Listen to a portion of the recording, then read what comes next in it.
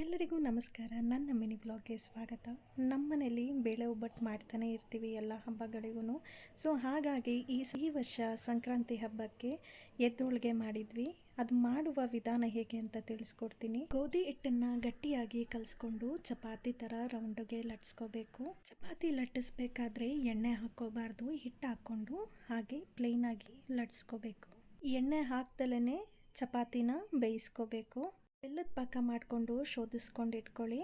ಒಂದು ಅಗಲ ಪಾತ್ರೆಗೆ ಬೆಲ್ಲದ ಪಾಕನ ಹಾಕ್ಕೊಂಡು ಆ ಬೆಲ್ಲದ ಪಾಕಕ್ಕೆ ಕಡಲೆ ಪುಡಿ, ಎಳ್ಳು ಪುಡಿ, ಕೊಬ್ಬರಿ ತುರಿನ ಉದುರಿಸ್ಕೊಂಡು ಚೆನ್ನಾಗಿ ಮಿಕ್ಸ್ ಮಾಡ್ಕೊಳ್ಳಿ. ಬೇಯಿಸ್ಕೊಂಡಿರೋ ಚಪಾತಿನ ಮಿಶ್ರಣದಲ್ಲಿ ನೆನೆಸಿರೋ ಚಪಾತಿ ಮೇಲೆ ಸ್ವಲ್ಪ ಕಡಲೆ ಪುಡಿ, ಎಳ್ಳು ಪುಡಿ, ಕೊಬ್ಬರಿ ತುರಿನ ಉದುರಿಸ್ಕೊಂಡು ಫೋಲ್ಡ್ ಮಾಡಿದ್ರೆ ಎದ್ದೋಳಿಗೆ ರೆಡಿ ಆಗುತ್ತೆ. ನೀವು ಕೂಡ ಟ್ರೈ ಮಾಡಿ ಹೇಗೆ ಬಂತು ಅಂತ ತಿಳಿಸಿ. Thank you for watching. Bye.